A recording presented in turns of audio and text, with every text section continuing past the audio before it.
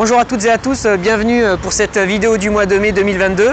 Alors avec Jonathan, nous sommes sur le site du CEL pour les initiés côté campagne et nous allons parler de 6 thèmes principaux dans cette vidéo. Nous passons au premier qui est la marche générale de l'entreprise. Alors il faut savoir que depuis le lundi 16 mai, c'est la fin du port du masque obligatoire. Néanmoins, il reste préconisé pour les postes sur la conduite ou dans les agences et pour les personnes fragiles.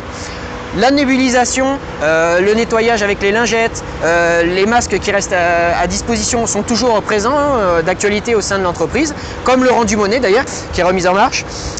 Il faut savoir qu'au niveau des plexis, ils vont être enlevés dans les bus, au sein des agences commerciales et même dans le service Momibus. Alors nous savons que ce n'est pas un dispositif anti-agression, mais il faut savoir que ça a été une décision prise unilatéralement par l'entreprise et nous aurions aimé en être informés au préalable ou concertés au préalable de cette décision.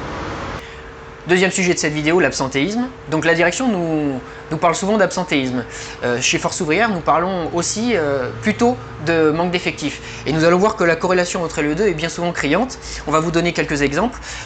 Pour les conducteurs de bus, par exemple, lorsqu'ils posent des permissions, généralement, ils ont 50% de refus. Quand on passe au tram, les conducteurs de tram, ils peuvent aller jusqu'à 75% de refus en semaine. Et quand ils posent des permissions, que ce soit sur une période de samedi-dimanche, ils ont des refus allant jusqu'à 85%, voire 100% uniquement le samedi. Donc nous comprenons que pour des soucis d'organisation, il y ait quelquefois des refus. Seulement quand on arrive à des taux aussi importants, il faut, je pense, se poser les bonnes questions. On peut vous donner d'autres exemples. Par exemple, à Mobibus, dans les agences commerciales, on a des taux d'intérimaires de 30 à 40%. Donc ce sont des conditions de travail qui sont dégradées.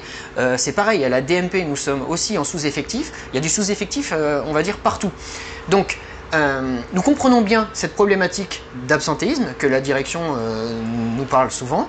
Par contre, nous revendiquons et nous demandons à la direction de faire des embauches de plus en plus importantes. Nous allons parler maintenant de la participation et de l'intéressement sur l'exercice 2021. Alors j'ai repris les définitions de chaque item. Donc intéressement, ce sont les résultats et la performance de l'entreprise suivant plusieurs critères. Ça parle de la fraude, des recettes commerciales, de la préservation de l'environnement, de la satisfaction client et de l'absentéisme. Alors il faut savoir que sur la fraude et l'absentéisme, nous sommes hors de ces quotas, donc pour le zéro intéressement. Et concernant la participation, la définition dit que c'est une redistribution d'une partie des bénéfices de l'entreprise aux collaborateurs. Et il faut savoir que sur Bordeaux, l'entreprise n'a dégagé aucun bénéfice, donc zéro participation. Quatrième sujet de cette vidéo, nous allons parler de la CSSCT. Alors la CSSCT, c'est une commission qui fait partie intégrante du CSE, qui s'occupe des conditions de travail des salariés, de la sécurité et de la santé. Alors il faut savoir que il y a eu un événement assez important qui s'est produit le 7 mai, samedi 7 mai 2022.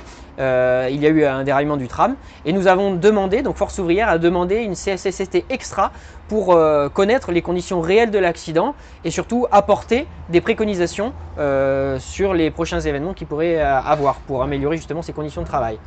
Il faut savoir aussi que quelques jours après, il y a eu un bus comme celui-ci qui a pris feu dans le secteur de Talence. Et selon les premiers éléments de l'enquête, alors on met ça au conditionnel parce qu'on n'avons pas encore tous les éléments, il y aurait eu une défaillance de l'extincteur qui se trouve ici.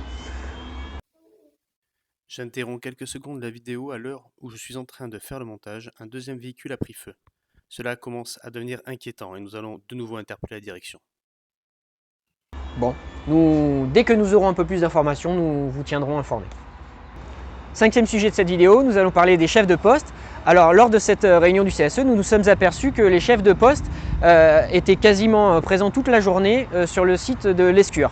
Par contre, sur Vaquier, Saint-Jean, Bastide ou encore Stalingrad, ils n'étaient présents qu'une partie de la journée, voire quasiment absents. Donc, pour avoir une vue d'ensemble de cette organisation, nous avons demandé un planning à la direction pour connaître le lieu et le temps de présence des chefs de poste sur les différents sites. Voilà, donc nous arrivons au dernier thème de la vidéo qui va parler des activités sociales et culturelles de l'entreprise.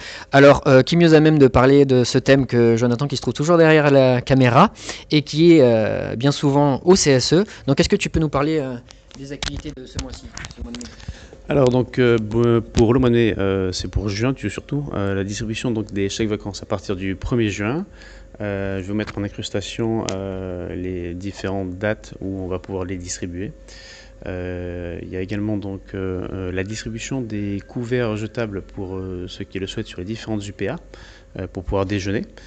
Et le dernier sujet, je vous rappelle seulement donc les heures d'ouverture de vente. Voilà, vous me voyez souvent moi, au Lac ou à Bastide. Pour le CEL, donc c'est le mardi et le jeudi, 9h30, midi 15, 13h, 15h30.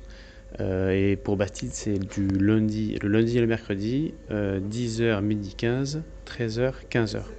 Concernant les SCUR, c'est ouvert toute la semaine comme d'habitude. C'est tout. Merci Joe.